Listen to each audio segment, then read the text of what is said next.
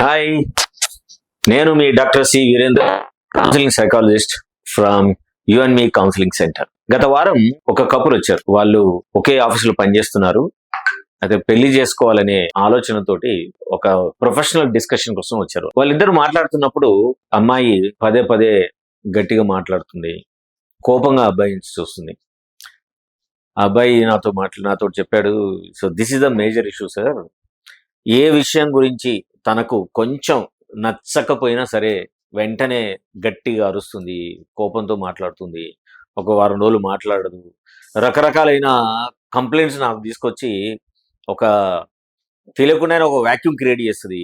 తనకు reach out కావడం కష్టమవుతుంది, తనతో మాట్లాడడం కష్టమవుతుంది. ఆ తర్వాత మళ్ళీ ఆ రిలేషన్షిప్ని ఇంప్రూవ్ చేసుకోవడానికి నేను చాలా ఎఫర్ట్ పెడితే కానీ రిలేషన్షిప్ ఫామ్ కాదు. ఇది మాట్లాడుతుంటే మీలో మీరు మీ గురించి ఏమైనా గుర్తొస్తుందా?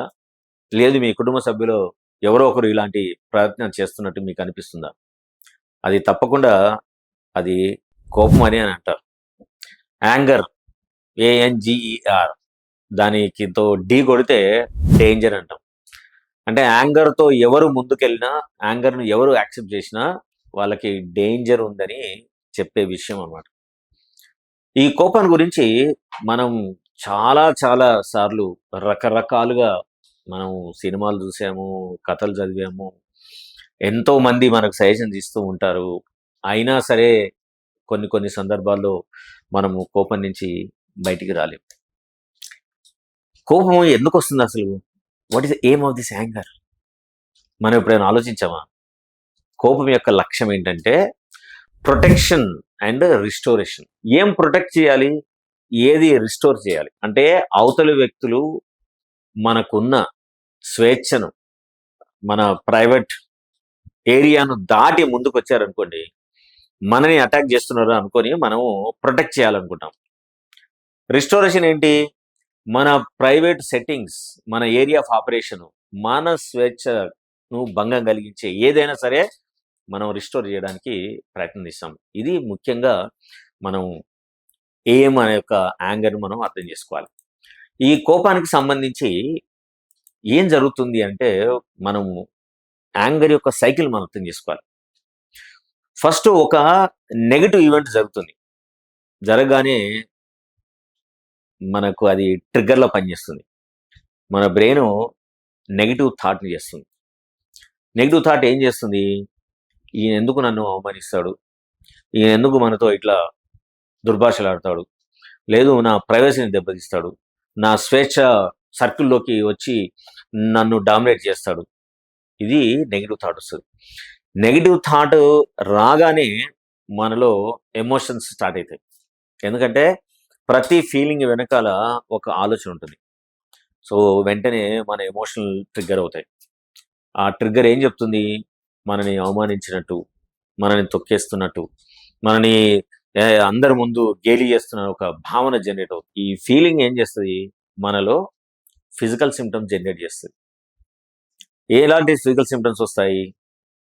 మనకు చేతులు గట్టిగా అవుతాయి, దవడలు బిగుసుకుంటాయి, కళ్ళు పెద్దగా అయిపోతాయి, మన శరీరంలో తెలియకుండానే కొంచెం చిన్నగా వనకడం మొదలు పెడుతుంది. ఈ ఫిజికల్ రెస్పాన్స్ ఎప్పుడైతే సిమ్టమ్స్ మనం చూసామో వెంటనే అది మనని ప్రొవోక్ చేస్తుంది. ఏదైనా ఒక యాక్షన్ తీసుకో, నిన్ను అవమానించాడు, నిన్ను గేలి చేశారు, నీ ప్రైవసీని డిస్టర్బ్ చేశారు అనగానే మనం బిహేవియర్ ఏమొస్తుంది? వాళ్ళ మీద అటాక్ చేయడం జరుగుతుంది. ఇదంతా ఒక సైకిల్ లాగా జరుగుతుంది. ఈ సైకిల్ అంతాను మనం యాంగర్ అని అంటాం. సో మరి దీన్ని ఎట్లా మనం హ్యాండిల్ చేయడం? ఏ కారణాలతోటి మనకి యాంగర్ వస్తుంది? యాంగర్లో ఏమైనా స్టేజెస్ ఉంటాయా? యాంగర్లో మనం 2 రకాలుగా ఆలోచించాలి.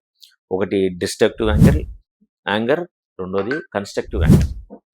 ఈ కన్స్ట్రక్టివ్ యాంగరు, డిస్ట్రక్టివ్ యాంగర్ అంటే పరిస్థితులప్పుడు మనకు కోపం వస్తుంది, కానీ మనం వెంటనే దాన్ని ఎక్స్ప్రెస్ చేయం.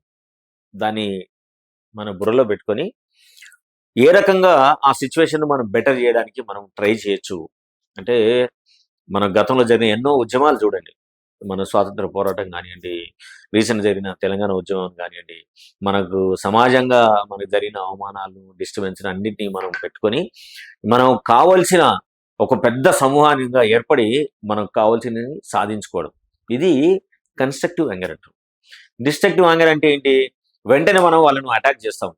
వాళ్ళ చుట్టుపక్కల ఉన్న విషయాల్ని, వస్తువుల్ని అన్నిటిని మనం డిస్ట్రాయ్ చేసేస్తాం. దానివల్ల మనకు పర్మనెంట్ లాస్ వచ్చేందుకు ఎక్కువ అవకాశం ఉంటుంది. ఇది డిస్ట్రక్టివ్ యాంగర్. యాంగర్లో మళ్ళీ ఏముంటాయి? యాంగర్లో మనం స్టేజెస్ తీసుకోవచ్చు. ఎట్లా?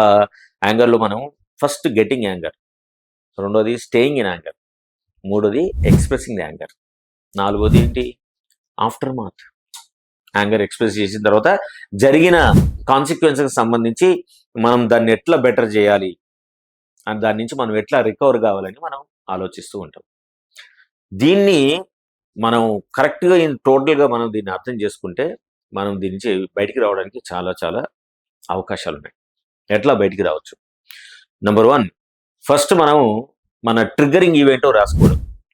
నెంబర్ 2, మన నెగిటివ్ థాట్స్ ఏందో రాయడం. నెంబర్ 3, మన ఎమోషన్స్ ఏమి జనరేట్ అవుతున్నాయో రాయడం.